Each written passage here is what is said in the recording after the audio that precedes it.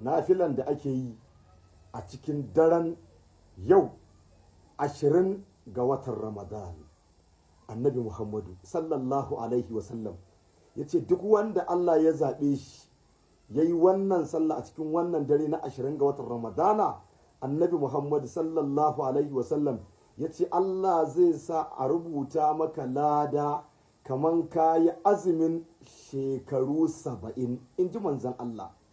Sannan Annabi sallallahu alaihi wasallam ya ce Allah zai sa a rubuta maka lada adadin duk waɗanda suka kafirce mu Allah gaba ɗaya na duniya gaba ɗaya. Sannan kuma Annabi ya ce Allah zai sa a rubuta maka lada adadin duk waɗanda suka bi Allah. Kaga kawai gaba ɗaya adadin mutanen duniya gaba ɗaya wanda suka kafirce da kuma waɗanda suka bi Allah. Sannan Annabi sallallahu alaihi wasallam ya ce kuma Allah zai gafarta maka dukkanin zunubanka, sababbin zunuban naka da tsofaffi gaba ɗaya Allah zai gafarta maka saboda albarkacin shugabanmu Annabi Muhammad sallallahu alaihi wasallam.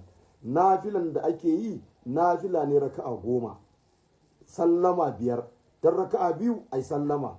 A cikin kowane raka zaka biya Fatiha kafa ɗaya, sai ka biya inna anzalnahu kafa ɗaya, sai ka biya qul huwallahu ahad zuwa ƙarshe kafa 3. Idan kai dar zaka biya sunan Allah ya shahidu ya shahidu kafa 100 daidai. In kai wancan darajar da martaban gaba daya ka sami su albarkacin manzan Allah. Allah ya karbi ibadunmu. Allah muna tawassali da matsayin manzan Allah. Allah ka lamunce mana zuwa ziyarar Annabi Muhammadu. Allah ka taimake mu, ka dafa mana cikin dafa wanda Allah ya mu Annabi Muhammadu. Allah ka cika muradin mu zahiran wa baɗinan dan Annabi Muhammadu.